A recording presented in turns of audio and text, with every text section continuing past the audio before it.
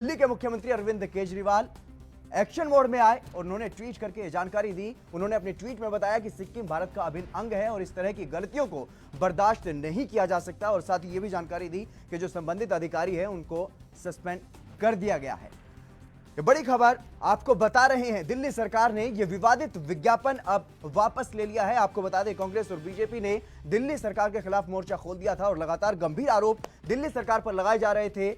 चीन की भाषा बोलने के आरोप लगाए जा रहे थे और भारत की अखंडता के साथ कहीं ना कहीं खिलवाड़ करने वाली यह खबर जो है वो बताई जा रही थी। और जब ये अखबारों में ये विज्ञापन जो है वो देखने को मिला तो बीजेपी के बड़े नेताओं ने और खासतौर पर जो सांसद हैं दिल्ली में, उन्होंने दिल्ली सरकार से इस पूरे मामले पर जवाब मांगा था और माफी मांगने की भी मांग की गई थी। हालांकि केजरीवाल ने इस पूरे मामले पर माफी नहीं मांगी है, लेकिन इस बात की जानकारी दी है कि ये बर्दाश्त करने लायक गलती नहीं है और जो संबंधित अधिकारी हैं, जो आरोपी अधिकारी हैं, उन पर कार्रवाई की गई है। ये बड़ी खबर आपको बता रहे हैं, एएनबी न्यूज ने यह खबर प्रमुखता से दिखाई थी और ये खबर भारत की अखंडता से जुड़ी हुई, भारत के सम्मान से जुड़ी हुई खबर थी। इसलिए भी एएनबी न्यूज ने इस खबर को प्रमुखता से दिखाया था और दिल्ली सरकार से जवाब मांगा था। आम आदमी पार्टी जो कि दिल्ली में सत्ता पर काबिज है, उनके प्रवक्ता से, उनके नेता से इस पूरे मामले में जवाब मांगा गया था। हालांकि वो उस टाइम भी बचते हुए नजर आ रहे थे और इसको प्रशासनिक चूक बता रहे थे और दिल्ली के सीएम केजरीवाल ने भी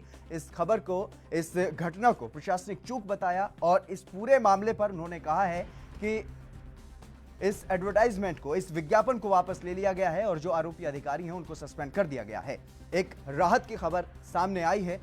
हालांकि दिल्ली के सीएम केजरीवाल ने इस पूरे मामले पर माफी नहीं मांगी है। ये आपको बता रहे हैं, जिस तरीके से ये बड़ी गलती दिल्ली सरकार से हुई है, इस पूरे मामले पर दिल्ली के सीएम को चाहिए था कि वो सार्वजनिक रूप से देश की जनता से माफी मांगे, क्योंकि देश की अखंडता के साथ खिलवाड़ इस खबर से हुआ, इस विज्ञापन से हुआ। सिक्किम जो कि भारत का एक अभिन्न अंग है, भारत का महत्वपूर्ण राज्य है सिक्किम, वो अलग बताया गया था इस विज्ञापन में।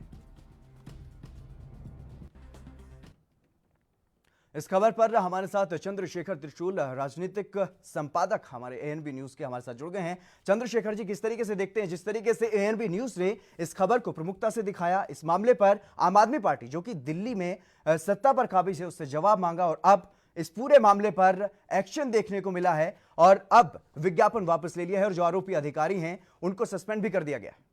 देखिए, बहुत शर्मनाक विषय है। पूरे सुबह विज्ञापन छपता है, पूरे देश में तमाम मीडिया मौन रहता है, केवल एएनबी न्यूज इस खबर को प्रमुखता से उठाता है और आपके सांसद से बात करता है, देश में तमाम लोगों से बात करता है। एएनबी ने जिस तरह इस न्यूज को आज उठाया, ये काबिल तारीफ है। हम खुद की तारीफ नहीं कर रहे हैं, लेकिन देश की बातों को प्रमुखता से उठाने की जिम्मेदारी एएनबी ने उठाई। लेकिन अरविंद केजरीवाल ने जो अक्षम्य अपराध किया है, उस अपराध के लिए शर्मिंदा ना होना, माफी ना मांगना, करोड़ों देशवासियों की भावनाओं को आहत करना, यह बहुत शर्मनाक विषय है। जिस तरह सिक्किम के मुख्यमंत्री, सिक्किम से जो बयान आया है, जिस तरह देश के अलग अलग राज्यों से अलग अलग प्रतिक्रियाएं जो आ रही हैं, जिस तरह अरविंद केजरीवाल लगातार इसमें निशाने पर हैं, वो एक चिट्ठी जारी करते हैं, अधिकारी को सस्पेंड करके अपना पल्ला झाड़ लेते हैं। इसे क्या कहा जाएगा? अधिकारी ने ऐसा क्या सुना होगा? कहीं ना कहीं अरविंद केजरीवाल के किचन कैबिनेट में जो अधिकारी हैं, उन्होंने ये विज्ञापन तैयार किया तो उन्होंने कुछ ना कुछ ऐसा सुना होगा, कोई ऐसा साइलेंट एजेंडा होगा कि उन्होंने कहा, शायद सोचा हो कि इस बात से अरविंद केजरीवाल खुश हो जाएं। और चिट्ठी में विज्ञापन वापस लेने का जिक्र, चिट्ठी में अफसर को सस्पेंड करने का जिक्र, लेकिन उस चिट्ठी में यह जिक्र नहीं हुआ।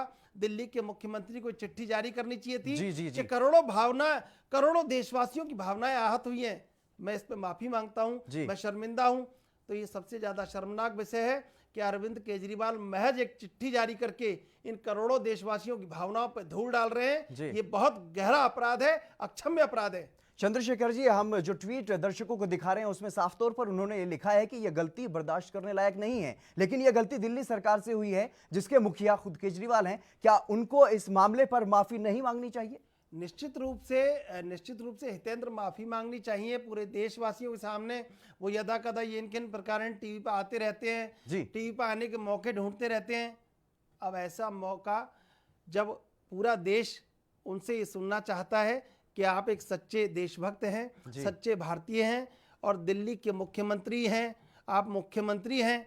कोई ऐसे व्यक्ति नहीं है जो गैर जिम्मेदार हो, जिम्मेदार होने का दावा करते हैं, देश को जगाने का दावा करते हैं, लगातार देशभक्त अपने आप को साबित करते रहते हैं, लगातार देशभक्त होने का दावा करते हैं जी, सीना ठोक के दावा करते हैं।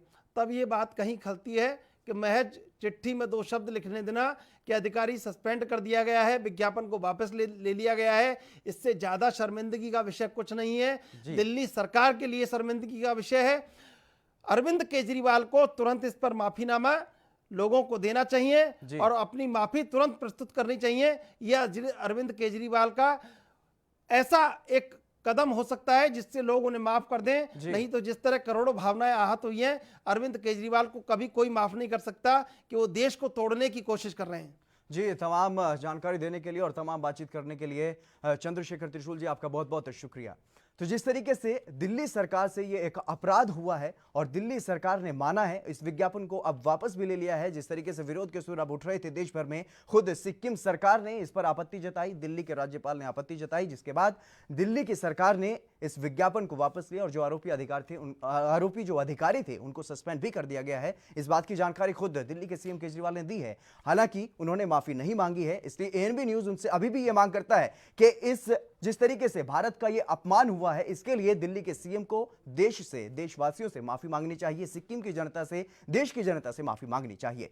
चलिए बढ़ते हैं अगली खबर की तरफ। दुनिया भर में कोरोना वायरस का कहर बरकरार है। वैश्विक महामारी का प्रकोप दुनिया का लगभग हर देश झेल रहा है। इस बीच प्रधानमंत्री नरेंद्र मोदी ने श्रीलंका के राष्ट्रपति गोटबाया राजपक्षे के साथ कोरोना महामारी के कारण स्वास्थ्य और आर्थिक क्षेत्र में पड़ने वाले प्रभाव के बारे में चर्चा की है।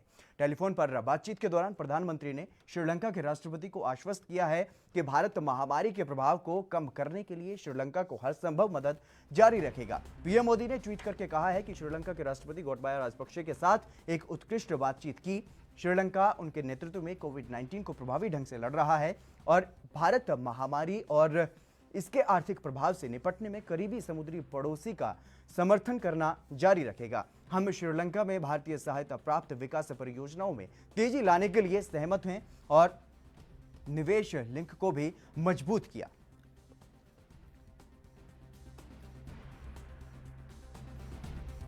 भारत के प्रधानमंत्री नरेंद्र मोदी लगातार इस पूरे मामले पर, जब से कोविड-19 का कहर पूरे विश्व में कोविड-19 का कहर देखने को मिल रहा है, तभी से पूरे विश्व के देशों के साथ लगातार संपर्क में भारत सरकार बनी हुई है और जिस भी देश को जरूरत है उसकी मदद भी की जा रही है।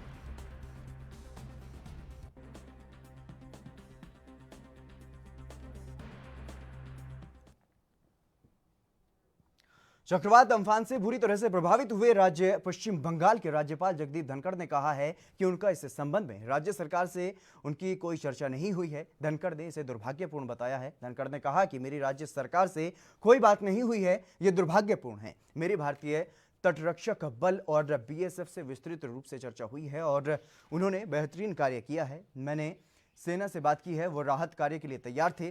कोलकाता नगर निगम ने क्या किया, उन्होंने सवाल किया, उन्होंने पहले तैयारी क्यों नहीं की और अधिकतर मौतें पेड़ों के गिरने से हुई। ऐसे में पहले से कोई आकस्मिक योजना क्यों नहीं बनाई गई, पहले से व्यवस्था क्यों नहीं की गई, ये तमाम सवाल राज्यपाल जगदीप धनखड़ ने उठाए।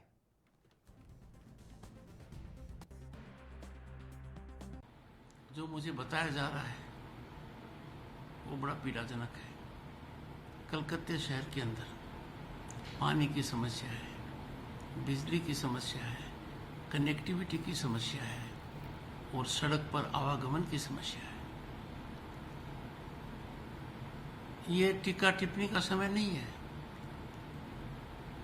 पर जब पता था कि ये भयानक साइक्लोन आ रहा है, मैंने कई एजेंसी से चर्चा की है। राज्य सरकार से मेरी चर्चा नहीं हो पाई, उसको मैं दुर्भाग्यपूर्ण मानता हूँ। मैंने इंडियन कोस्ट गार्ड से व्यापक चर्चा की। उनका टारगेट था समुद्र में एक भी मौत नहीं होने देंगे। वो खरे उतरे, कोई फिशरमैन समुद्र में नहीं रहा। जो शिप एंकर्ड थी उनको भी नुकसान नहीं हुआ। बीएसएफ से मैंने चर्चा की। सुंदरबंस एरिया के अंदर इंडियन कोस्ट गार्ड नहीं है, बीएसएफ है। उन्होंने बहुत ज़बरदस्त काम किया। भारतीय सेना के प्रमुख व्यक्ति से मैंने बात की, जनरल चौहान से। रिलीफ वर्क के लिए वो पूरी तरह तैयार थे। बहुत बड़ी संस्था है, बड़ी भारी तैयारी उनकी है। मैंने इंडियन मेट्रोलॉजिकल डिपार्टमेंट से बात की। बंडोपाध्याय जी ने मुझे बताया कि हम सही आकलन कर कर समय पर लोगों को जानकारी दे रहे हैं और उसको प्रसारित भी कर रहे हैं। एजेंसियां काफी खरी उतरी हैं। ऐसी परिस्थिति में कलकत्ता म्युनिसिपल कॉरपोरेशन ने क्या किया? Why could they not anticipate?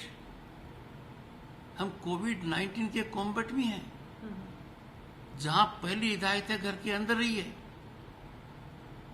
फिर भी अधिकांश लोग 19 में से पेट गिरने की वजह से मारे गए। देश में लॉकडाउन के चौथे चरण में आर्थिक गतिविधियां शुरू होते ही कोरोना के संक्रमण में इजाफे का रुझान है। लॉकडाउन के 60 दिन के बाद भी कोरोना के मामलों में लगातार बढ़ोतरी चिंता का सबब बन गई है। वहीं कोरोना की जांच में तेजी आई है और रोजाना 1 लाख से भी ज्यादा नमूनों की जांच हो रही है। और इसी को केंद्रीय स्वास्थ्य और परिवार कल्याण राज्य मंत्री अश्विनी कुमार चौबे ने कहा है कि पिछले एक सप्ताह से सर्वेक्षण के अनुसार हमारा डबलिंग रेट 13.5 दिन है। जहां पहले भारत में 1 लैब थी, वहां अब 587 लैब टेस्टिंग के लिए हो गए हैं और आज हम रोज 1,15,000 से भी ज्यादा टेस्टिंग कर रहे हैं।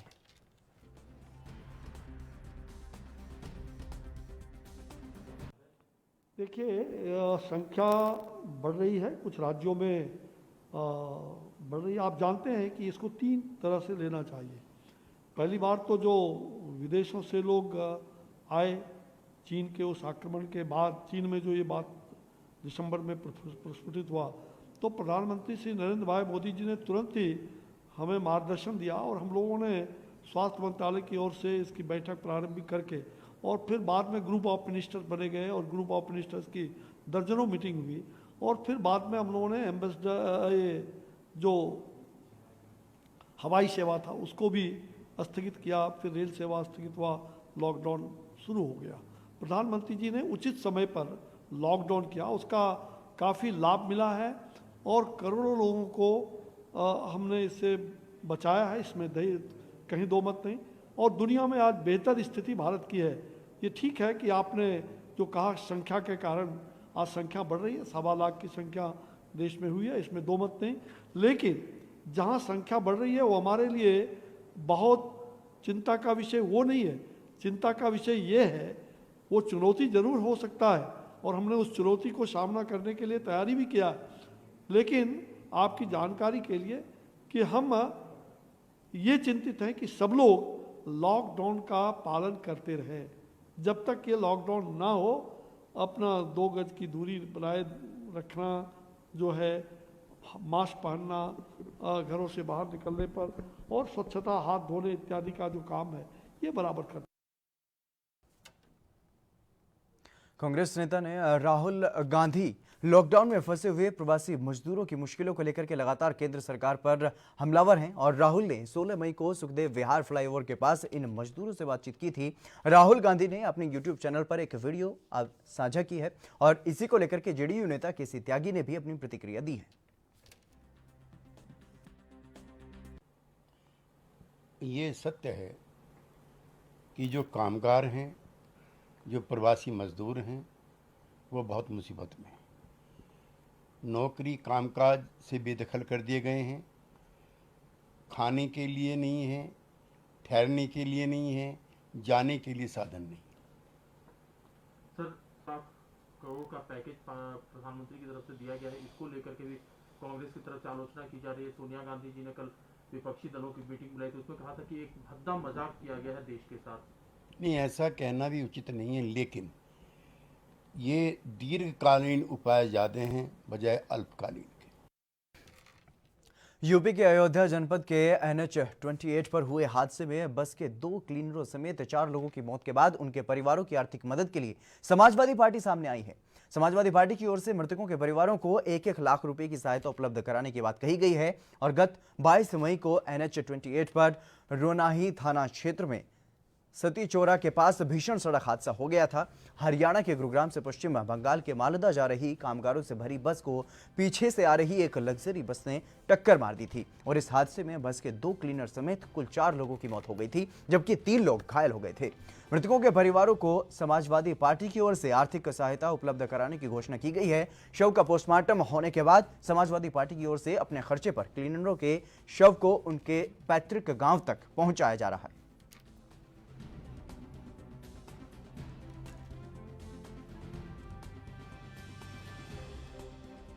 कल फैजाबाद में 2 बसों में आपस में टक्कर हो गया था, जिसमें 2 बंगाल के, एक दिल्ली का और एक बिहार के 4 लोगों की इस दुर्घटना में मृत्यु हो गई थी और 3-4 लोग जिला अस्पताल में एडमिट थे।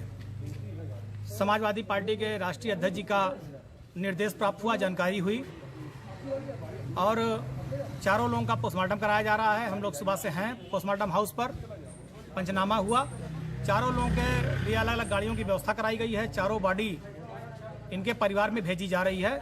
इसको हम समाजवादी पार्टी के लोग व्यवस्था करके भेज रहे हैं और हमारे समाजवादी पार्टी के राष्ट्रीय अध्यक्ष आदरणीय अखिलेश यादव जी ने इस बात का भी जानकारी दिया है और पहले भी उन्होंने इस बात का घोषणा भी की थी कि जितने भी लोग कहीं दुर्घटना में जिनकी मृत्यु होगी या किसी कारणवश मृत्यु होती है तो उनके परिवार को 1-1 लाख रुपया दिया जाएगा।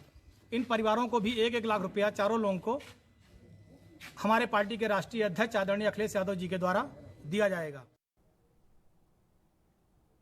बिहार के शेखपुरा से जेडीयू विधायक रणधीर कुमार सोनी का एक वीडियो तेजी से वायरल हो रहा है। इसमें बिहार लौटे प्रवासी मजदूर उनसे नौकरी की मांग कर रहे हैं और इस वायरल वीडियो में स्पष्ट तौर पर देखा जा सकता है कि जब शेखपुरा में अपने गांव लौटे प्रवासी मजदूर विधायक से नौकरी की मांग करते हैं तो इस पर विधायक जी बिफर जाते हैं और उल्टा ही प्रवासी मजदूरों को ही सवाल पूछने लगते हैं। बाबूजी तुमको पैदा किए हैं, रोजगार दिए। जेडीयू विधायक का ये संवेदनहीन बयान अब सोशल मीडिया पर काफी वायरल हो रहा है। दरअसल विधायक रणधीर कुमार सोनी शेखपुरा के लिए क्वारंटीन केंद्र पर प्रवासी मजदूरों का हालचाल जानने के लिए वहां पर पहुंचे थे और इसी दौरान प्रवासी मजदूरों की जेडीयू विधायक के साथ बहस होने लगी।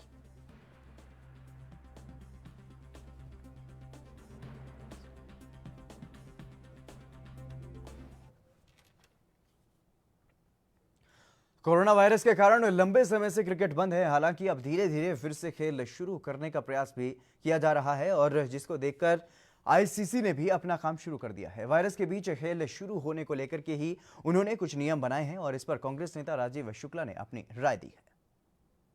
Well, as far as International Cricket Council is concerned, they are taking all the precautions because it's a pandemic situation. So sports fraternity is equally careful, and ICC is being the apex body of the cricket world over. So obviously they are issuing guidelines, and I think every board would abide by those guidelines because player safety is paramount for all of us. So if we resume cricket worldwide, so all these precautions are very essential, and those precautions have to be taken. Keeping that in mind, these guidelines have been issued. So wherever these camps are required in isolation for the players, they will be organized, and obviously the chief medical officer would also be appointed.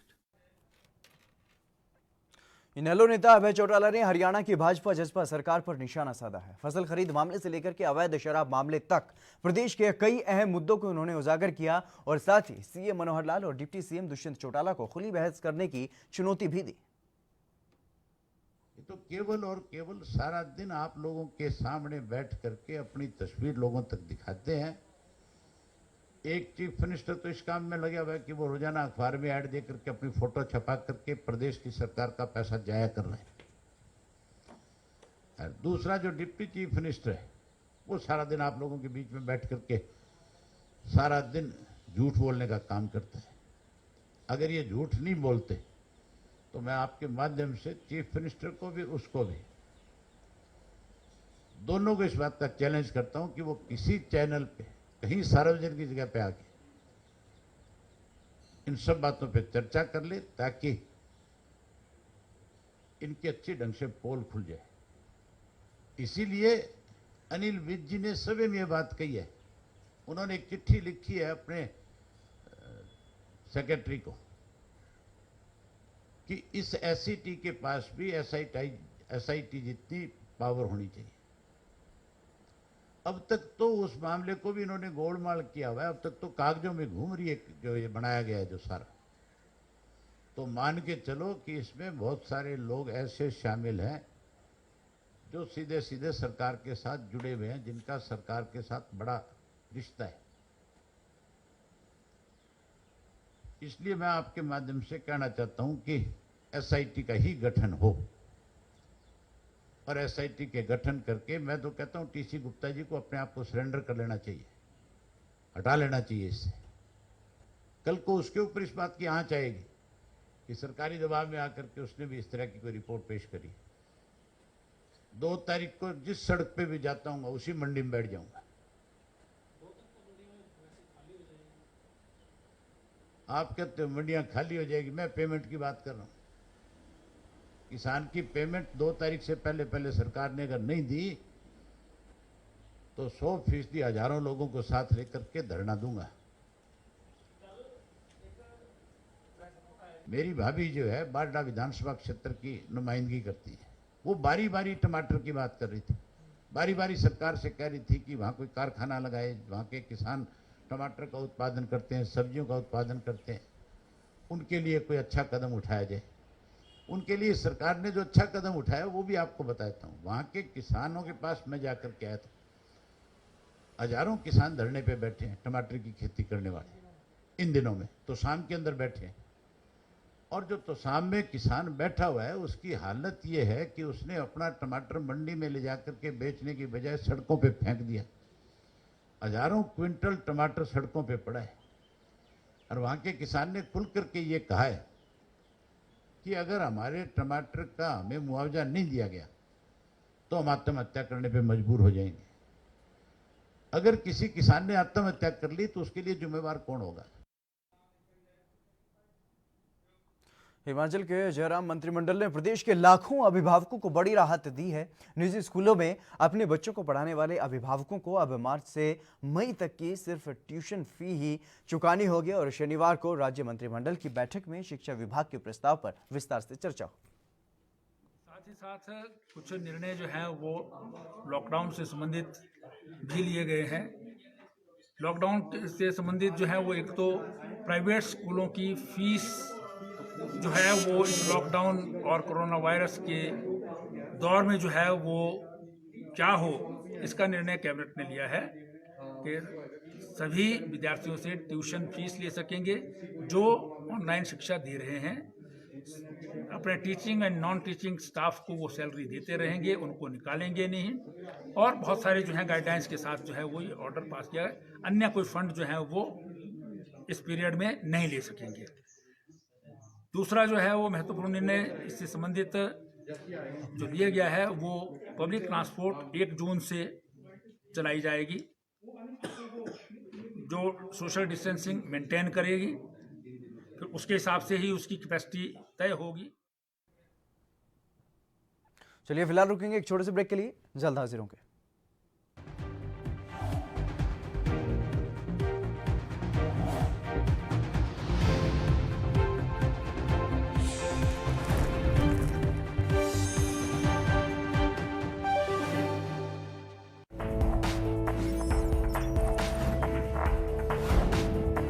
Come break और ज्यादा खबरों के साथ देखिए ANP news in channel number पर।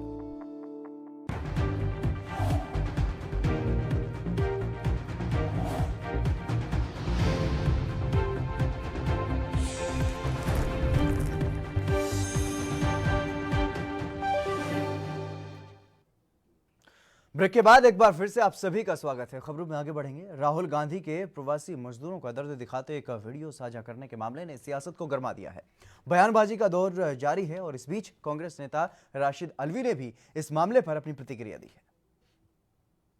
असल में नकवी साहब की आदत है कि वो शेर व शायरी करने लगे हैं तो सॉल्यूशन के साथ पॉल्यूशन मिला रहे हैं, इसीलिए उन्होंने ये अल्फाज बगैर सोचे समझे बोल दिए हैं।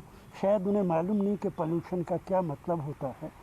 जितना राजनीतिक पॉल्यूशन भारतीय जनता पार्टी ने फैलाया है इतना शायद इस देश में किसी ने नहीं फैलाया।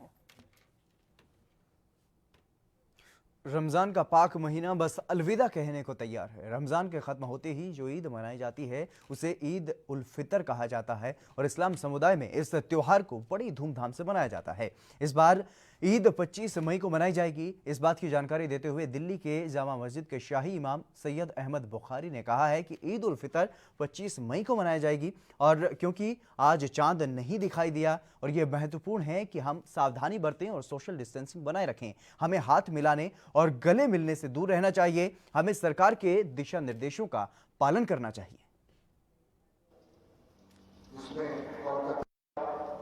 आसाम, कर्नाटका, भोपाल, मुंबई, बेंगलोर, चेन्नई, हैदराबाद, आंध्र प्रदेश, अंडमान निकोबार। आज कहीं पर भी शवाल मुहर्रम का चांद नजर नहीं आया। लिहाजा मैं ऐलान करता हूं कि ईद उल फितर 25 मई 2020 ईद के रोज इंशाअल्लाह होगी।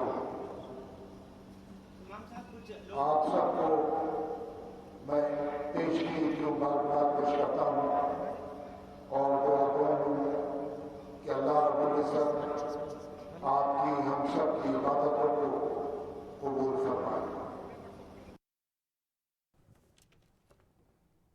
चक्रवात अम्फान से प्रभावित कोलकाता के कई इलाकों में पानी और बिजली की आपूर्ति न होने से परेशान लोगों ने शनिवार को विरोध प्रदर्शन किए और महानगर के दक्षिणी हिस्से में स्थिति बेहाला से लेकर के उत्तरी हिस्से के बेलघरिया तक लोगों ने तख्तियां लेकर के विरोध प्रदर्शन किया और जगह जगह सड़कों को खाली बाल्टी और बर्तनों से अवरुद्ध कर दिया। नारकेल डांगा और तेलंग बागान के अलावा सुपुईपाड़ा और जादवपुर में पल्ली श्री इलाके गरफा में भी विरोध प्रदर्शन किए गए और प्रदर्शनकारियों का कहना है कि वो अत्यधिक कठिनाई में हैं क्योंकि पिछले 3 दिनों से बिजली नहीं आ रही और न ही पानी की आपूर्ति की जा रही है और बिजली आपूर्तिकर्ताओं CESC और WBSEDCL ने भी कोई जवाब नहीं मिल रहा है।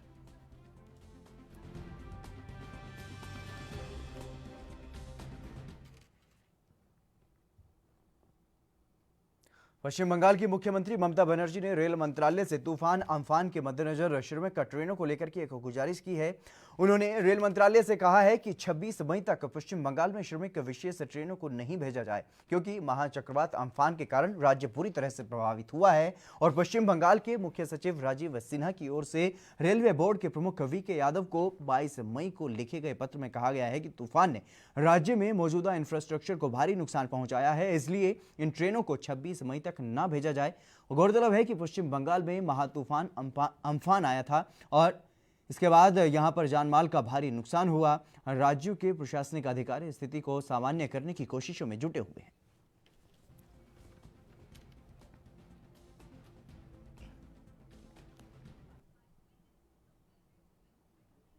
पंजाब में लगातार कोरोना के नए मामले सामने आ रहे हैं। राज्य में कोरोना के 16 नए मामले दर्ज किए गए हैं, जिसके बाद राज्य में कुल संक्रमितों का आंकड़ा बढ़कर के 2045 पर पहुंच गया है। राहत की बात यह रही कि 1870 लोग ठीक भी हो चुके हैं। वहीं अब तक यहां पर 39 लोग कोरोना से अपनी जान गंवा चुके हैं।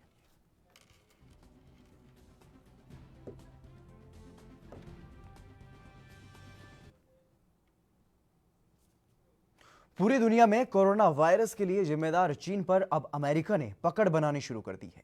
इसी कड़ी में चीन को झटका देते हुए अमेरिका ने चीन की 33 कंपनियों को ब्लैकलिस्ट करने का फैसला किया है, जो कि चीन के लिए बड़ा झटका माना जा रहा है। इस रिपोर्ट में आप देखिए।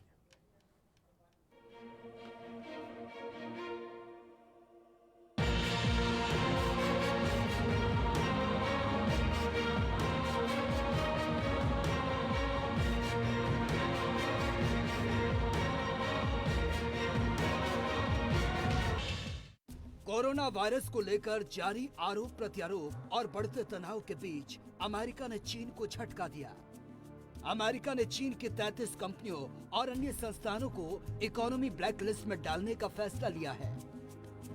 दरअसल समाचार एजेंसी रिटायर्ड की एक रिपोर्ट के मुताबिक अमेरिका के कॉमर्स डिपार्टमेंट ने शुक्रवार को कहा कि मानवाधिकार उल्लंघन और अमेरिका की राष्ट्रीय सुरक्षा को लेकर 33 चीनी कंपनियों और अन्य संस्थानों को ब्लैक लिस्ट में डाला जा रहा है।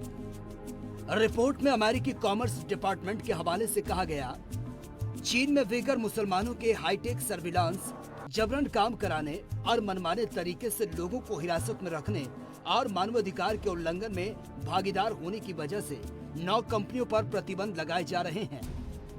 वहीं रिपोर्ट में अमेरिकी सरकार के हवाले से ये भी कहा गया, 7 व्यापारिक संस्थान चीन को हाईटेक सर्विलांस लागू करने में मदद कर रहे हैं। इसके अलावा चीन की 24 सरकारी और व्यापारिक संस्थाओं को इसलिए ब्लैक लिस्टेड किया जा रहा है क्योंकि उन्होंने चीनी मिलिट्री के मास डिस्ट्रक्शन से जुड़े हथियार हासिल करने और अन्य एक्टिविटी में मदद की।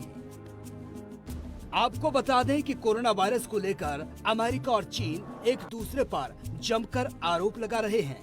अमेरिका का कहना है कि चीन ने कोरोना वायरस को लेकर जानकारी को छिपाया और इसकी वजह से दुनिया में कोरोना महामारी फैली। अमेरिका की ओर से बार बार ये भी कहा गया, हो सकता है कि वुहान स्थित लैब से कोरोना वायरस फैला है। इस मामले पर जांच की बात भी कही गई थी। हालांकि चीन ऐसे आरोपों को खारिज करता आया, लेकिन अधिकतर देश चीन की बातों से सहमति नहीं रखते।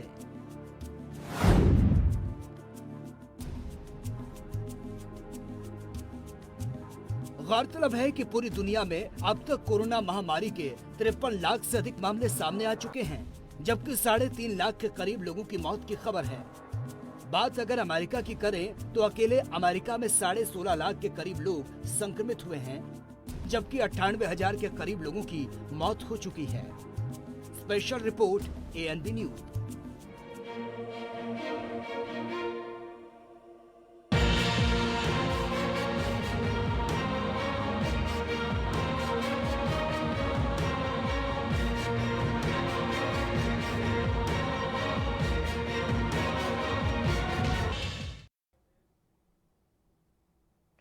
ब्रिटेन की एक अदालत ने रिलायंस समूह के चेयरमैन अनिल अंबानी को चीन के 3 बैंकों को 21 दिन के भीतर 5,448 करोड़ रुपए का भुगतान करने को कहा है और इन बैंकों को एक ऋण करार के तहत अंबानी से ये राशि वसूल करनी है। कोविड-19 महामारी के मद्देनजर लागू प्रक्रियाओं के अनुरूप सुनवाई करते हुए लंदन में इंग्लैंड और वेल्स के हाईकोर्ट के वाणिज्यिक खंड के न्यायमूर्ति निजेल लटियर ने व्यवस्था दी है कि अंबानी जिस व्यक्तिगत गारंटी को विवादित मानते हैं वो उन पर बाध्यकारी।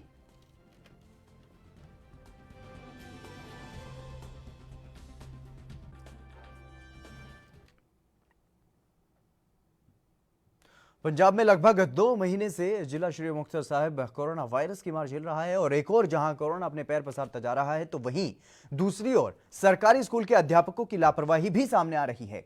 सरकार लगातार कोरोना को हराने के लिए स्कूल और कॉलेज बंद करने के आदेश दे रखे हैं सरकार ने और गांव खिड़किया में अध्यापक छात्रों को स्कूल में बुलाकर के किताबें बांट रहे हैं।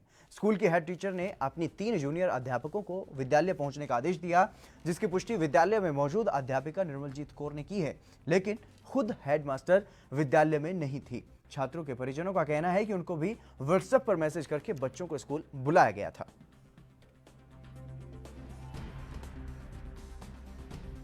ਜੇ ਇਸ ਤਰ੍ਹਾਂ ਦਾ ਕੋਈ ਮਾਮਲਾ ਆਇਆ ਤਾਂ ਮੇਰੇ ਧਿਆਨ ਦੇ ਵਿੱਚ ਨਹੀਂ ਹੈ, ਨਾ ਹੀ ਇਸ ਚੀਜ਼ ਬਾਰੇ ਮੈਨੂੰ ਪਤਾ ਹੈ, ਨਾ ਹੀ ਮੈਨੂੰ ਕਿਸੇ ਨੇ ਮੈਸੇਜ ਲਾਇਆ। ਪਰ ਬਹੁਤ ਮਾੜੀ ਗੱਲ ਹੈ ਜੀ, ਸੋਸ਼ਲ ਡਿਸਟੈਂਸ ਦੀਆਂ ਧੱਜੀਆਂ ਉਹਨਾਂ ਨੇ ਉਡਾਈਆਂ। ਦੇਖੋ ਬਹੁਤ ਮਾੜੀ ਗੱਲ ਹੈ, ਜੇ ਉਹਨਾਂ ਨੂੰ ਹੋਮ ਡਿਲੀਵਰੀ ਕਿਹਾ ਤਾਂ ਹੋਮ ਡਿਲੀਵਰੀ ਕਰਨੀ ਚਾਹੀਦੀ ਹੈ। ਵੈਸੇ ਵੀ ਚਲੋ ਜੇ ਨਹੀਂ ਵੀ ਮੈਸੇਜ ਆਉਂਦਾ ਤਾਂ ਹੋਮ ਡਿਲੀਵਰੀ ਕਰਨੀ ਚਾਹੀਦੀ ਹੈ। ਕੋਈ ਐਡਾ ਵੱਡਾ ਮਸਲਾ ਨਹੀਂ ਸੀ, ਨਾ ਹੀ ਐਡਾ ਵੱਡਾ ਕੋਈ ਕੰਮ ਹੈ ਵੀ ਜਿਹਦੇ ਕਰਕੇ ਉਹਨਾਂ ਨੂੰ ਤਕਲੀਫ ਆਉਂਦੀ। ਉਹ ਹੋਮ ਡਿਲੀਵਰੀ ਵੀ ਕਰ ਸਕਦੇ। ਬੱਚਿਆਂ ਨੂੰ ਇਕੱਠਾ ਕਿਉਂ ਕੀਤਾ? ਜੋ ਸਰਕਾਰ ਦਾ ਮੈਸੇਜ ਆ ਵੀ ਬਿਮਾਰੀ ਦਾ ਹੱਲ ਹੋਣ ਤੱਕ ਸਕੂਲਾਂ ਨੂੰ ਨਹੀਂ ਖੋਲ੍ਹਿਆ ਜਾਊਗਾ। हाँ जी, मैं इंग्लिश मिस्ट्रेस ਹਾਂ, ਮੇਰਾ ਨਾਮ ਨਿਰਮਲਜੀਤ ਕੌਰ ਹੈ ਜੀ। ਮੈਡਮ ਅੱਜ ਇੱਕ ਬੱਚੇ ਬੁਲਾਏ ਗਏ ਸੀ, ਕੀ ਕਾਰਨ ਸੀ ਉਹਦਾ? ਹਾਂ ਜੀ, ਬੱਚਿਆਂ ਨੂੰ ਬੁਲਾਇਆ ਸੀ, ਅਸੀਂ ਬੁੱਕਸ ਡਿਸਟ੍ਰੀਬਿਊਟ ਕਰਨੀਆਂ ਸੀ। ਹੀ ਪੈਰੈਂਟਸ ਦੇ ਵੀ ਕੁਛ ਇੱਕ ਦੇ ਫੋਨ ਆਏ ਸੀਗੇ ਕਿ ਵੀ ਉਹਨਾਂ ਦਾ ਕੰਮ ਹੈ, ਥੋੜਾ ਮੋਟਾ ਕਿਧਰੇ ਕੰਮ ਵਗੈਰਾ ਤੇ ਜਾਂਦੇ ਨੇ, ਇਸ ਕਰਕੇ ਬੱਚੇ ਵੀ ਆ ਰਹੇ ਸੀਗੇ, ਨਾਲ ਪੈਰੈਂਟਸ ਵੀ ਆਏ ਸੀ। ਪਰ ਤੁਸੀਂ ਇੱਥੇ ਦੇਖਿਆ ਹੀ ਹੋਣਾ ਕਿ ਅਸੀਂ ਸੋਸ਼ਲ ਡਿਸਟੈਂਸਿੰਗ ਦਾ ਪ੍ਰੋਪਰ ਰੂਪ ਦੇ ਵਿੱਚ ਪਾਲਣ ਕਰ ਰਹੇ ਹੈਗੇ। ਮੈਡਮ ਤੁਹਾਨੂੰ ਕਿੱਥੋਂ ਆਦੇਸ਼ ਮਿਲੇ ਸੀ? ਤੁਹਾਡੇ ਅੱਜ ਹੈਡ ਟੀਚਰ ਸਾਡੇ ਮੈਮ ਨੇ ਸਾਨੂੰ ਵੀਡੀਓ ਕਾਨਫਰੈਂਸਿੰਗ ਦੇ ਰਾਹੀਂ मैडम मिसिस दीपिका गर्ग किस अहुदे ते ने मैडम? वो हेड मिस्ट्रेस ने जी, साडे हुणे अपॉइंट होए ने। वो मैडम आप आए अज? मैम नहीं हैगे जी अज। वो ਤੁਹਾਨੂੰ ਕਿੰਨੇ ਟੀਚਰਸ ਨੂੰ ਬੁਲਾਇਆ? ਸਾਨੂੰ 3 ਟੀਚਰਸ ਨੂੰ ਬੁਲਾਇਆ ਸੀ ਜੀ, ਅਸੀਂ ਤਿੰਨੇ ਹੀ ਪ੍ਰੈਜ਼ੈਂਟ ਹਾਂ। ਟੋਟਲ ਸਟਾਫ ਕਿੰਨਾ ਜੀ ਸਕੂਲ? छत्तीसगढ़ में अब धान को लेकर भी सियासत शुरू हो गई है और इसकी शुरुआत की है नेता प्रतिपक्ष धर्मलाल कौशिक ने। उन्होंने भूपेश बघेल सरकार पर आरोप लगाते हुए कहा कि पूर्व मुख्यमंत्री रमन सिंह के समय से ही किसानों को धान का बोनस भी दिया जा रहा है और धान की खरीद भी दी जा रही है, लेकिन कांग्रेस सरकार अपनी वाहवाही करने के लिए आडंबर रच रही है। डॉक्टर रमन सिंह जी के नेतृत्व में भारतीय जनता पार्टी के शासनकाल में किसानों की धान की खरीदी की समुचित व्यवस्था की गई और जो भी किसान धान बेचे उनकी धान की खरीदी की गई और साथ ही साथ उनको बोनस भी दिया गया। उस समय ये नहीं देखा गया कि वो किस पार्टी के नेता हैं, किस पार्टी के किसान हैं, बल्कि जिनकी भी धान की खरीदी हुई है उन सबको इसकी राशि दी गई। किंतु आज यह आश्चर्य लगता है कि जिस प्रकार से कांग्रेस के द्वारा सोशल मीडिया में जो जारी किया गया है सूची कि हम नेताओं को पैसा दे रहे हैं, बिल्कुल अनुचित है, ओछी मानसिकता के प्रतीक है कि किसी नेताओं को राशि नहीं दी गई है बल्कि छत्तीसगढ़ के किसानों को राशि दी गई है। और इस प्रकार जारी किया जाना निश्चित रूप से कांग्रेस के ओछी मानसिकता सामने आ रही है और छत्तीसगढ़ में कोई पहले बार राशि नहीं दी जा रही है बल्कि बहुत लंबे समय तक किसानों को इसका लाभ मिला है डॉक्टर रमन सिंह के नेतृत्व में।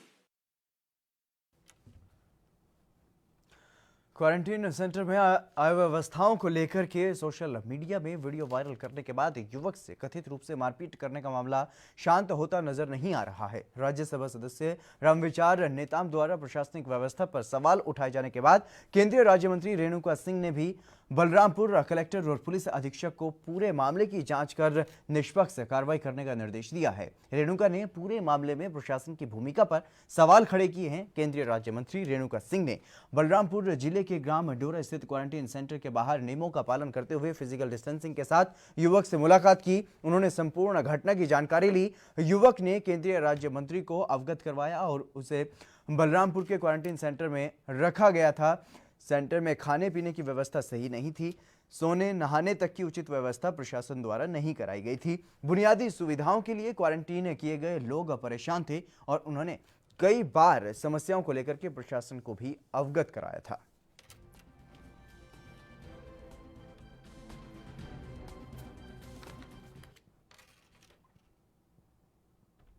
महाराष्ट्र के गोंदिया स्टेशन पर मिनरल वाटर को लेकर के भागे प्यासे मजदूरों का वीडियो वायरल हो रहा है। मजदूरों को हैदराबाद से लेकर के महाराष्ट्र पहुंची थी ट्रेन और गोंदिया स्टेशन पर आते ही मजदूर ट्रेन से उतरे और मिनरल वाटर को लूटने के लिए होड़ मच गई।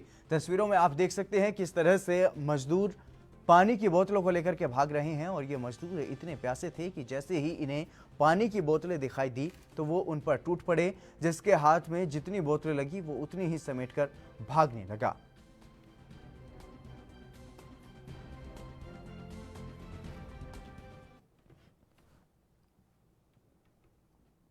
यूपी के मिर्जापुर रेलवे स्टेशन पर मुंबई से मुजफ्फरपुर जा रही श्रमिक स्पेशल ट्रेन में नवजात बच्चे की मौत की सूचना पर ट्रेन को रोका गया। स्टेशन पर मौजूद जीआरपी के पुलिस कर्मियों ने सुरक्षा के बीच मृतक नवजात को स्वास्थ्य विभाग को सौंपा और स्वास्थ्य विभाग की टीम ने मृतक नवजात के स्वास्थ्य की जांच की और इसके बाद परिजनों को शव बर्फ में लपेट करके सौंप दिया गया।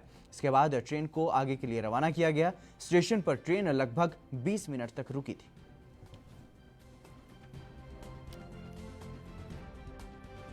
स्टेशन मास्टर द्वारा मेमो दिया गया कि एक ट्रेन में नवजात बच्ची का डेथ हो गई है, आप लोग अटेंड करें। इस सूचना पर हम लोगों ने उसको अटेंड किया तो पता चला कि एक ट्रेन जो मुंबई से श्रमिक ट्रेन जो मुंबई से मुजफ्फरनगर जा रही थी उसमें एक परिवार यात्रा कर रहा था। उसमें रिंकू नाम की एक महिला थी, उसने एक नवजात पुत्री को जन्म दिया था और वो चूँकि बच्ची सतना स्टेशन से पहले एक नरसिंहपुर स्टेशन आता है वहाँ के आसपास पैदा हुआ था।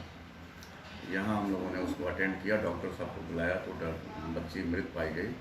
फिर हम लोगों ने बर्फ़ वगैरह की व्यवस्था करवाया स्टेशन के माध्यम से, डॉक्टर से चेक करा के बर्फ करके पंचायतनामा की कार्रवाई करके अग्रिम में तो उनको फिर उनके गंतव्य स्थान के लिए छोड़ दिया गया। मोहाली में पत्रकार मेजर सिंह की पिटाई के मामले में पुलिस ने कार्रवाई की है और आरोपी पुलिस कर्मियों को निलंबित करने के आदेश एसएसपी कुलदीप चहल ने दिए हैं। एएनबी न्यूज के संवाददाता ने पीड़ित पत्रकार और पुलिस अधिकारी के साथ खास बातचीत की है, आपको सुनवाते हैं। ਜੇਕਰ ਗੱਲ ਕਰੀ ਜਾਈਏ ਕਿ ਮੀਡੀਆ ਜਿਹੜਾ ਹੈ ਦੇਸ਼ ਦਾ ਚੌਥਾ ਥੰਮ ਮੰਨਿਆ ਜਾਂਦਾ ਹੈ ਤੇ ਕੱਲ ਜਿਹੜਾ ਹੈ ਪੱਤਰਕਾਰ ਭਾਈਚਾਰੇ ਦੇ ਇੱਕ ਜਿਹੜਾ ਹੈ ਪਹਿਰੇਦਾਰ ਪੱਤਰਕਾਰ ਅਖਬਾਰ ਤੋਂ ਜਿਹੜਾ ਪੱਤਰਕਾਰ ਮੇਜਰ ਸਿੰਘ ਦੇ ਉੱਪਰ ਜਿਹੜਾ ਪੁਲਿਸ ਨੇ ਤਸੱਦਦ ਕੀਤੀ ਹੈ ਤੇ ਉਸ ਦੀ ਕੁੱਟਮਾਰ ਕੀਤੀ ਹੈ ਤੇ ਅੱਜ ਜਿਹੜੇ ਉਹ ਜੇਰੇ ਇਲਾਜ ਨੇ, ਮੈਂ ਤੁਹਾਨੂੰ ਦਿਖਾਉਣਾ ਚਾਹਾਂਗਾ ਕਿ ਇਹ ਉਹ ਲਾਈਵ ਤਸਵੀਰਾਂ ਨੇ ਉਹਨਾਂ ਦੀਆਂ ਜਦੋਂ ਪੁਲਿਸ ਨੇ ਉਹਨਾਂ ਨੂੰ ਕੁੱਟਮਾਰ ਕੀਤੀ ਹੈ ਤੇ ਮੇਜਰ ਪੱਤਰਕਾਰ ਨੇ ਇਹ ਪਹਿਰੇਦਾਰ ਅਖਬਾਰ ਤੋਂ ਆਪਾਂ ਇਹਨਾਂ ਨਾਲ ਗੱਲਬਾਤ ਕਰਾਂਗੇ कि असल कहानी की हुई थी, क्यों पुलिस ने जिहड़ा उन्हां नाल इह जिहा करिया जी। मेजर साहब असल कहानी की सी, क्यों तुहाडे नाल कुੱਟਮਾਰ ਕੀਤੀ ਗਈ है? असल कहानी तो यह है कि ਜਦੋਂ ਅਸੀਂ ਕਿਸੇ ਨੂੰ ਸੱਚ ਦਾ ਸ਼ੀਸ਼ਾ ਦਿਖਾਉਣ ਲੱਗਦੇ ਤਾਂ ਉਹਨਾਂ ਨੂੰ ਤਕਲੀਫ ਹੁੰਦੀ ਆ ਵੀ ਇਹ ਕਿਉਂ ਕਰਦੇ ਆ। ਤੇ ਇਹ ਸਾਨੂੰ ਪਤਾ ਹੈ ਕਿ ਜਦੋਂ ਚਾਹੇ ਕੋਈ ਵੀ ਸੰਸਥਾ ਹੋਵੇ ਜਾਂ ਕੋਈ ਪ੍ਰਸ਼ਾਸਨ ਹੋਵੇ, ਪੁਲਿਸ ਪ੍ਰਸ਼ਾਸਨ ਹੋਵੇ, ਕੋਈ ਹੋਵੇ, ਜਦੋਂ ਉਹਨਾਂ ਨੇ ਆਪਣੇ ਮਤਲਬ ਦੀ ਖਬਰ ਕਰਾਉਣੀ ਹੁੰਦੀ ਹੈ ਤਾਂ ਸਾਰੇ ਮੀਡੀਆ ਨੂੰ ਉਹ ਬੜੇ ਹੱਸ ਕੇ ਬੁਲਾਉਂਦੇ ਨੇ। ਪਰ ਜਦੋਂ ਮੀਡੀਆ ਆਪਣੀ ਸੱਚਾਈ ਅਸਲ ਗੱਲ ਤੱਕ ਲੋਕਾਂ ਤੱਕ ਪਹੁੰਚਾਉਣ ਦੀ ਕੋਸ਼ਿਸ਼ ਕਰਦਾ ਹੈ ਤਾਂ ਉਦੋਂ ਉਹਨਾਂ ਨੂੰ ਚੰਗਾ ਨਹੀਂ ਲੱਗਦਾ। ਉਹ ਇਹ ਕਹਿੰਦੇ ਨੇ ਕਿਉਂ ਕਰਦੇ ਤੁਸੀਂ, ਇੱਦਾਂ ਕਰਦੇ ਹੋ, ਉੱਦਾਂ ਕਰਦੇ ਹੋ। ਸੋ ਇਹੀ ਕੁਝ ਕੱਲ੍ਹ ਗੁਰਦੁਆਰਾ 4 ਫੇਜ਼ ਦੇ ਵਿੱਚ ਹੋਇਆ। ਉੱਥੇ ਜਿਹੜੀ ਖਿੱਚ-ਤੂ ਹੋਰ ਸੀ, ਜੋ ਉੱਥੇ ਧੱਕੇਸ਼ਾਹੀ, ਜਿਹੜਾ ਲੜਾਈ ਝਗੜਾ ਜੋ ਹੋ ਰਿਹਾ ਸੀ, ਮੈਂ ਕਵਰ ਕਰ ਰਿਹਾ ਸੀਗਾ, ਵੀਡੀਓ ਰਿਕਾਰਡ ਕਰ ਰਿਹਾ ਸੀਗਾ। ਅਤੇ ਉਸ ਤੋਂ ਬਾਅਦ ਉਹ ਜਿਹੜੇ ਪੁਲਿਸ ਵਾਲੇ ਸੀ ਉਹਨਾਂ ਨੇ ਮੇਰਾ ਮੋਬਾਈਲ ਖੋਹਿਆ। ਮੈਂ ਉਹਨਾਂ ਨੂੰ ਕਿਹਾ ਵੀ ਮੈਂ ਪੱਤਰਕਾਰ ਹਾਂ, ਵੀ ਤੁਸੀਂ ਮੋਬਾਈਲ ਕਿਉਂ ਖੋਹਦੇ ਹੋ? ਉਹਨਾਂ ਨੇ ਧੱਕੇ ਨਾਲ ਮੇਰੇ ਤੋਂ ਮੋਬਾਈਲ ਖੋਹ ਲਿਆ। ਅਤੇ ਉਸ ਤੋਂ ਬਾਅਦ ਜਿਹੜਾ ਕਿ ਜਿਹਨੂੰ ਫੜ ਕੇ ਲਿਆ ਸੀ ਜਸਪਾਲ ਸਿੰਘ, ਉਹ ਉਹਨਾਂ ਕੋਲੋਂ ਚਲਾ ਗਿਆ। ਇਹ ਗੱਡੀ ਲੈ ਕੇ ਉਹਦੇ ਮਗਰ ਗਏ। ਮੁੜ ਕੇ ਜਦੋਂ ਨਹੀਂ ਉਹ ਫੜਿਆ ਗਿਆ, ਆਇਆ ਅਤੇ ਆ ਕੇ ਇਹਨਾਂ ਨੂੰ ਚੱਕ ਕੇ ਗੱਡੀ ਦੇ ਵਿੱਚ ਸੁੱਟ ਲਿਆ ਧੱਕੇ ਨਾਲ ਹੀ। ਮੈਂ ਕਿਹਾ ਮੈਂ ਪ੍ਰੈਸ ਤੋਂ ਤੂੰ ਚੱਲਣਾ ਹੈ, ਮੈਂ ਚੱਲ ਪੈਣਾ, ਮੈਨੂੰ ਕੀ ਹੈਗਾ ਥਾਣੇ। ਅਤੇ ਕਹਿੰਦੇ ਚੱਲ ਤੈਨੂੰ ਦੂਜੀ ਤਰ੍ਹਾਂ ਲੈ ਕੇ ਜਾਂਦੇ। ਇੱਦਾਂ ਇਹਨਾਂ ਨੇ ਚੱਕਿਆ ਅਤੇ ਚੱਕ ਕੇ ਗੱਡੀ ਦੇ ਵਿੱਚ ਸੁੱਟਿਆ। ਕੋਈ ਜਿਹੜਾ ਕਿ ਅੱਜ ਕੱਲ੍ਹ ਕੋਵਿਡ-19 ਕਰਕੇ ਡਿਸਟੈਂਸ ਮੇਨਟੇਨੈਂਸ ਦੀ ਗੱਲ ਆਉਂਦੀ ਹੈ ਵੀ, ਪਰ ਉਹ ਕੋਈ ਡਿਸਟੈਂਸ ਨਹੀਂ ਮੇਨਟੇਨ ਨਹੀਂ ਸੀਗਾ ਉੱਥੇ ਸਭ ਐਂ ਧੱਕਾ ਮੁੱਕੇ, ਸਭ ਕੁਝ, ਸਾਰੀਆਂ ਵੀਡੀਓਜ਼ ਮੇਰੇ ਕੋਲ, ਸਭ ਕੁਝ ਮੈਂ ਪਾਇਆ। ਉਹੀ ਇਹਨਾਂ ਨੂੰ ਜਿਹੜਾ ਕਿ ਖਲਲ ਲੱਗਿਆ ਅਤੇ ਇਹਨਾਂ ਨੇ ਮੈਨੂੰ ਕਹਿੰਦਾ ਬਹੁਤ ਜਾਣੀ ਗੰਦ ਬੋਲਿਆ ਕਿ ਉਹ ਜਿਹੜਾ ਕਿ ਅਸੀਂ ਆਮ ਲਿਖਦੇ ਹਾਂ, ਪਰ ਅੱਜ ਮੇਰੇ ਨਾਲ ਹੋਇਆ ਮੈਨੂੰ ਪਤਾ ਲੱਗਾ। ਅਤੇ ਜਦੋਂ ਥਾਣੇ ਲਿਆਏ, ਥਾਣੇ ਲਿਆ ਕੇ ਇਹਨਾਂ ਮੈਂ ਕੁਛ ਨਹੀਂ ਕੀਤਾ। ਕਹਿੰਦੇ ਅੱਜ ਤੇਰੇ ਕਰਦੇ ਹਾਂ, ਡੰਡਾ ਦਿੰਦੇ ਹਾਂ ਤੁਹਾਡੇ। ਮੈਂ ਕਿਹਾ ਮੈਂ ਪ੍ਰੈਸ ਤੋਂ, ਕਹਿੰਦਾ ਕੱਢਦੇ ਹਾਂ ਤੇਰੀ ਪੱਤਰਕਾਰੀ, ਅੱਜ ਪ੍ਰੈਸ ਪੂਣਾ ਕੱਢਦੇ ਹਾਂ। ਉੱਥੇ ਮੇਰੇ ਇੱਕ ਲੱਤ ਹਜੇ ਗੱਡੀ ਦੇ ਵਿੱਚ ਸੀਗੀ ਅਤੇ ਇੱਕ ਲੱਤ ਮੇਰੀ ਥੱਲੇ ਸੀਗੀ। ਮੇਜਰ ਸਾਹਿਬ, ਇਸ ਕੁੱਟਮਾਰ ਨੂੰ ਦੇਖਦੇ ਹੋਏ ਪੱਤਰਕਾਰ ਭਾਈਚਾਰੇ ਵੱਲੋਂ ਔਰ ਜਿਹੜੀ ਸਿੱਖ ਜਥੇਬੰਦੀਆਂ, ਜਿਸ ਤਰ੍ਹਾਂ ਤੁਹਾਡੀ ਕਕਾਰਾਂ ਦੀ ਬੇਅਦਬੀ ਕੀਤੀ ਗਈ ਹੈ ਪੁਲਿਸ ਵਾਲਿਆਂ ਵੱਲੋਂ, ਕਹੀ ਜੀ ਮੰਗ ਚਾਹੁੰਦੇ ਹੋ? ਕੀ ਇਨਸਾਫ ਦੀ ਮੰਗ ਚਾਹੁੰਦੇ ਹੋ? ਦੇਖੋ, ਮੈਂ ਜਦੋਂ ਦਾ ਅੰਮ੍ਰਿਤ ਛਕਿਆ, ਛੋਟੀ ਉਮਰ ਤੋਂ ਅੰਮ੍ਰਿਤ ਛਕਿਆ, ਮੈਂ ਅੱਜ ਤੱਕ ਕਦੇ ਕਕਾਰ ਆਪਣੇ ਅੰਗ ਤੋਂ ਵੱਖਰੇ ਨਹੀਂ ਕੀਤੇ। ਅਤੇ ਇਸ ਲਈ ਮੇਰੀ ਇੱਕੋ ਮੰਗ ਹੈ, ਮੈਂ ਸਾਰੇ ਮੀਡੀਆ ਭਾਈਚਾਰੇ ਨੂੰ ਵੀ ਇਹ ਗੱਲ ਕਹਾਂਗਾ, ਕਿਉਂਕਿ ਜੇ ਅੱਜ ਮੇਰੇ ਨਾਲ ਕੱਲ੍ਹ ਕਿਸੇ ਨਾਲ ਵੀ ਹੋ ਸਕਦੀ ਆ। ਮੈਂ ਬਰਦਾਸ਼ਤ ਕਰ ਗਿਆ, ਮੈਨੂੰ ਕੁੱਟੀ ਗਏ, ਮੈਂ ਖੜਿਆ ਰਿਹਾ, ਮੈਂ ਕੁੱਟ ਖਾ ਲਈ। ਕੋਈ ਹੋਰ ਵਿਚਾਰਾ ਹਮਾਤੜ ਬੰਦਾ ਹੋਊਗਾ, ਉਹ ਕਿੱਥੇ ਜਾਊਗਾ? ਕਿਸੇ ਦੀ ਕੋਈ ਨਹੀਂ ਸੁਣਵਾਈ ਨਹੀਂ ਹੁੰਦੀ। ਅਤੇ ਉਸ ਤੋਂ ਬਾਅਦ ਮੈਂ ਇੱਕੋ ਸਭ ਤੋਂ ਪਹਿਲੀ ਗੱਲ 295A ਓਮ ਪ੍ਰਕਾਸ਼ ਅਤੇ ਅਮਰਨਾਥ ਦੋਹਾਂ 'ਤੇ ਲਾਈ ਜਾਵੇ। ਦੋਨਾਂ ਨੂੰ ਨੌਕਰੀ ਤੋਂ ਕੱਢਿਆ ਜਾਵੇ। ਜੇ ਕਹਿੰਦੇ ਵੀ ਮੈਨੂੰ ਹੁਣ ਵੀ ਕਹਿੰਦੇ ਨੇ ਸਸਪੈਂਸ਼ਨ ਕਰਤੀ ਹੈ ਜਾਂ ਉਹ ਕਰਦੀ, ਮੈਨੂੰ ਕੋਈ ਮਤਲਬ ਨਹੀਂ, ਕਿਉਂਕਿ ਜਦੋਂ ਮੈਂ ਡਾਂਗ ਖਾ ਲਈ ਆ, ਬੇਸ਼ੱਕ ਹੁਣ ਮੇਰੇ ਗੋਲੀ ਮਾਰ ਦੇਣ, ਚਾਹੇ ਪਰਚਾ ਝੂਠਾ ਜੋ ਦਰਜ ਕਰਨਾ ਮੇਰੇ 'ਤੇ ਕਰ ਦੇਣ, ਪਰ ਇਹ ਦੋਹਾਂ ਦੀ ਮੇਰੀ ਇੱਕੋ ਮੰਗ ਹੈ ਕਿ ਮੈਂ ਦੋਨੋਂ ਡਿਸਮਿਸ ਹੋਣੇ ਚਾਹੀਦੇ ਆ। ਜੋ ਕਾਰਵਾਈ ਹੋਣੀ ਚਾਹੀਦੀ ਤਾਂ ਜੋ ਲੋਕਤੰਤਰ ਦਾ ਜਿਹੜਾ ਚੌਥਾ ਥੰਮ ਹੈਗਾ ਪ੍ਰੈਸ, ਉਹ ਆਪਣੀ ਆਜ਼ਾਦੀ ਦੀ ਨਾਲ ਜਿਹੜੀ ਆ ਕਿ ਗੱਲਬਾਤ ਕਰ ਸਕੇ। ਬਿਲਕੁਲ ਠੀਕ ਕਿਹਾ ਇਹਨਾਂ ਨੇ, ਪੱਤਰਕਾਰ ਮੇਜਰ ਦੇ। ਇਹਨਾਂ ਨੇ ਕਿਹਾ ਕਿ ਜੋ ਅੱਜ ਇਹਨਾਂ ਦੇ ਨਾਲ ਹੋਈ ਹੈ ਤੇ ਇਹਨਾਂ ਦੇ ਨਾਲ ਅੱਜ ਪੱਤਰਕਾਰ ਭਾਈਚਾਰਾ ਵੀ ਜਿੱਥੇ ਪੂਰੀ ਤਰ੍ਹਾਂ ਖੜਾ ਹੈ, ਉੱਥੇ ਹੀ ਜਿਹੜੇ ਸਿੱਖ ਜਥੇਬੰਦੀਆਂ ਵੀ ਇਹਨਾਂ ਦੇ ਨਾਲ ਖੜੀਆਂ ਨੇ। ਇਹਨਾਂ ਨੇ ਅਪੀਲ ਕੀਤੀ ਹੈ ਕਿ ਇਹਨਾਂ ਨੂੰ ਇਨਸਾਫ ਹੋਣਾ ਚਾਹੀਦਾ, ਪੱਤਰਕਾਰ ਇਕਜੁੱਟ ਹੋਣਗੇ। ਤੇ ਸਾਡੇ ਨਾਲ ਨੇ ਮੋਹਾਲੀ ਦੇ ਐਸਐਸਪੀ ਕੁਲਦੀਪ ਸਿੰਘ ਚਾਹਲ ਜੀ, ਆਪਾਂ ਉਹਨਾਂ ਨਾਲ ਵੀ ਗੱਲਬਾਤ ਕਰਾਂਗੇ ਕਿ ਉਹ ਇਸ ਮਸਲੇ ਬਾਰੇ ਕੀ ਕਹਿਣਾ ਚਾਹੁੰਦੇ ਨੇ। ਜਿਸ ਨੂੰ ਲੈ ਕੇ ਇੱਕ ਪੱਤਰਕਾਰ ਦੀ ਕੁੱਟਮਾਰ ਕੀਤੀ ਗਈ ਹੈ, ਕੀ ਕਹਿਣਾ ਚਾਹੁੰਦੇ ਜੀ? ਕੀ ਕਾਰਵਾਈ ਕੀਤੀ? ਅਸੀਂ ਫੌਰੀ ਤੌਰ 'ਤੇ ਜਦ ਫਸਟ ਸਾਡੇ ਕੋਲ ਇਨਫੋਰਮੇਸ਼ਨ ਆਈ ਸੀ, ਇਮੀਡੀਏਟਲੀ ਉਸ ਨੂੰ ਅਸੀਂ ਪੁਲਿਸ ਲਾਈਨ ਭੇਜਤਾ ਸੀਗਾ। ਐਂਡ ਇਹ ਚੀਜ਼ ਬਿਲਕੁਲ ਵੀ ਟੋਲਰੇਬਲ ਨਹੀਂ ਹੈਗੀ। ਅਸੀਂ ਇਮੀਡੀਏਟਲੀ ਐਸਪੀ ਸਿਟੀ ਨੂੰ ਮੈਂ ਕਿਹਾ ਕਿ ਇਮੀਡੀਏਟਲੀ ਉਹਨੂੰ ਸਸਪੈਂਡ ਕਰਕੇ ਉਸकी ਡਿਪਾਰਟਮੈਂਟਲ ਇਨਕੁਆਇਰੀ ਅਸੀਂ ਸਟਾਰਟ ਕੀਤੀ ਹੈ। ਤੇ ਇਹ ਕਾਰਨ ਕੀ ਬਣਿਆ, ਕਿਉਂ ਇੰਨਾ ਉਸ ਦੇ ਨਾਲ ਕੁੱਟਮਾਰ ਕੀਤੀ ਗਈ ਹੈ? ਪਤਾ ਲੱਗਿਆ ਸੀਗਾ, ਨਹੀਂ ਉੱਥੇ ਪਤਾ ਲੱਗਿਆ ਸੀਗਾ ਕਿ ਗੁਰਦੁਆਰਾ ਸਾਹਿਬ ਵਿੱਚ ਕੋਈ ਝਗੜਾ ਹੋਇਆ ਸੀਗਾ, ਜਿਹੜਾ ਪੁਲਿਸ ਪਾਰਟੀ ਵੀ ਗਈ ਸੀਗੀ। ਉਸ ਤੋਂ ਉਹਦੇ ਨਾਲ ਇਹ ਜਿਹੜੇ ਪੱਤਰਕਾਰ ਸਾਹਿਬ ਸੀ ਇਹ ਵੀ ਗਏ ਸੀਗੇ ਉਹ ਕਵਰੇਜ ਕਰਨ ਵਾਸਤੇ। ਉੱਥੇ ਇਹਨਾਂ ਦੀ ਕੋਈ ਆਪਸ 'ਚ ਗੱਲ ਹੋਈ ਸੀਗੀ। ਬਟ ਜਿਹੜਾ ਜੇ ਵਾਕਿਆ ਹੋਇਆ ਕਿ ਮਾਰ ਪਿੱਟਣ ਵਾਲੀ, ਕਿਉਂਕਿ ਇਹ ਕਿਸੇ ਨੂੰ ਰਾਈਟ ਨਹੀਂ ਹੈਗਾ ਕਿਸੇ ਨੂੰ ਮਾਰਨ ਦਾ, that's why we take action. ਠੀਕ ਹੈ। ਬਿਲਕੁਲ ਠੀਕ ਹੈ ਕੁਲਦੀਪ ਸਿੰਘ ਚਾਹਲ ਐਸਐਸਪੀ ਸਾਹਿਬ ਨੇ ਕਿ ਜੋ ਵੀ ਇਹ ਮੰਦਭਾਗੀ ਘਟਨਾ ਹੈ ਤੇ ਮੰਦਭਾਗੀ ਘਟਨਾ ਹੋਣ ਦੇ ਨਾਲ ਨਾਲ ਜਿਹੜਾ ਹੈ ਡਿਪਾਰਟਮੈਂਟ ਇਨਕੁਆਰੀ ਦੇ ਨਾਲ ਨਾਲ ਜਿਹੜੇ ਹੈ ਉਹਨਾਂ ਪੁਲਿਸ ਵਾਲਿਆਂ ਨੂੰ ਜਿਹੜਾ ਇਹਨਾਂ ਨੇ ਸਸਪੈਂਡ ਕਰ ਦਿੱਤਾ ਗਿਆ ਹੈ ਤਾਂ ਜੋ ਮੁੜ ਇਹੀ ਜੀ ਘਟਨਾ ਨਾ ਹੋ ਸਕੇ। ਮੋਹਾਲੀ ਤੋਂ ਐਨਵੀ ਨਿਊਜ਼ ਦੇ ਲਈ ਕੈਮਰਾਮੈਨ ਪ੍ਰਦੀਪ ਵਰਮਾ ਦੇ ਨਾਲ ਡੇਵਿਡ ਵਰਮਾ ਦੀ ਰਿਪੋर्ट। कोरोना संकट के बीच लागू देशव्यापी लॉकडाउन के दौरान कामकाज बंद और कमाई ठप होने पर हजारों की संख्या में प्रवासी श्रमिक घर वापस जा रहे हैं। ऐसे में उत्तर प्रदेश के पंडित दीनदयाल उपाध्याय स्टेशन पर इन्हें लेकर के कुछ ऐसा नजारा देखने को मिला है कि सभी दंग रह गए। दरअसल श्रमिक स्पेशल ट्रेन कुछ देर जब स्टेशन पर रुकी तो प्रवासी मजदूरों ने प्लेटफॉर्म नंबर 1 पर रखी पानी की बोतलों की लूट मचा दी, जिससे वहां पर अफरा तफरी का माहौल देखने को मिला। और बता दें कि जंक्शन पर स्पेशल ट्रेनों के बढ़ते दबाव को देखते हुए रेल प्रशासन प्रति श्रमिक एक बोतल पानी और खाने के पैकेट का प्रबंध कर रहा है, लेकिन बेतिया जा रही श्रमिक एक्सप्रेस में सवार लोगों ने सैकड़ों बोतल पानी लूट लिया और इससे वहां मौजूद अधिकारी और कर्मचारी भी परेशान हो गए।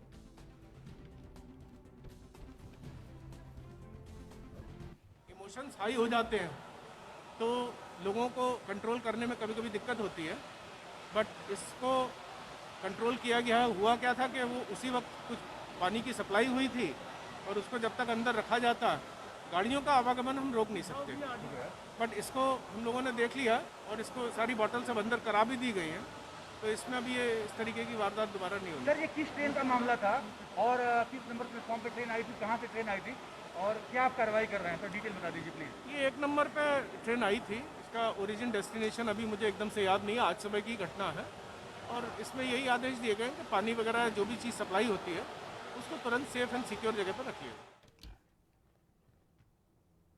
देश में कोरोना महामारी के खतरे को देखते हुए सरकार ने सभी स्कूल कॉलेज को बंद रखने के निर्देश जारी किए हैं, लेकिन फिर भी पंजाब के लुधियाना में इन आदेशों की अनदेखी की जा रही है। लुधियाना का पीएयू सरकारी स्कूल सभी नियमों को ताक पर रख करके खोला जा रहा है, वहीं बच्चों को मैसेज करके स्कूल में बुलाया जा रहा है।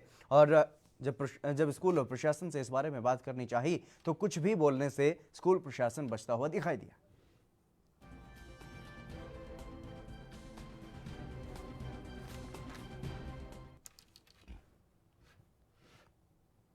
प्रवासी मजदूरों के साथ राहुल गांधी के वीडियो पर बीएसपी सुप्रीमो मायावती ने बड़ा हमला बोला है। मायावती ने आज कहा कि श्रमिकों की जो स्थिति है वो कांग्रेस की वजह से ही है। राहुल गांधी के वीडियो पर मायावती ने कहा कि हमदर्दी कम और नाटक ज्यादा लगता है। मायावती ने ट्वीट कर कहा कि पूरे देश में कोरोना लॉकडाउन के कारण करोड़ों प्रवासी श्रमिकों की जो दुर्दशा दिख रही है उसकी असली कसूरवार कांग्रेस ही है, क्योंकि आज़ादी के बाद इनके लंबे शासनकाल के दौरान अगर रोजी रोटी की सही व्यवस्था गांव व शहरों में होती तो इन्हें दूसरे राज्यों में क्यों पलायन करना पड़ता। वहीं बीजेपी पर भी हमला करते हुए उन्होंने कहा कि वो कांग्रेस के पदचिन्हों पर चल रही है।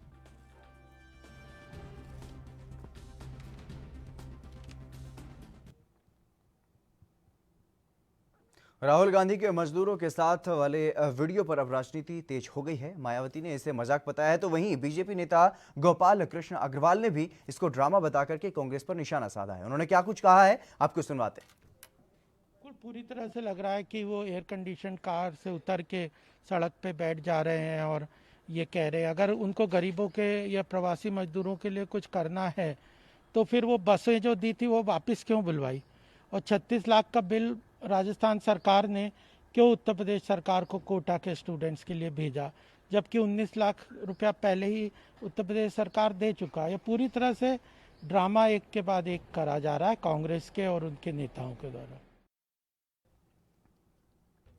महाराष्ट्र सरकार द्वारा भले ही प्रवासियों को सुविधाएं देने और उनको घर पहुंचाने के तमाम दावे किए जा रहे हों, लेकिन तस्वीर देखकर के आप भी ये समझेंगे कि दावे पूरी तरह से खोखले हैं। यह नज़ारा है मुंबई के दहिसर चेक नाका का, जहां पर हजारों की संख्या में प्रवासी मजदूर अपने गांव जाने के लिए पहुंचे, लेकिन सुविधा के नाम पर यहां कोई व्यवस्था नजर नहीं आई और यहां ना कोई पुलिस है और ना ही कोई सरकारी मुलाजिम। यहां पर सिर्फ प्रवासी मजदूर दिखाई दे रहे हैं जो करीब 20 घंटे से अपने गाँव जाने के इंतजार में बैठे हैं। महाराष्ट्र सरकार भले ही तमाम दावे करती हो, लेकिन ये तस्वीरें देखकर महाराष्ट्र सरकार के दावे बिल्कुल खोखले साबित हो जाएंगे।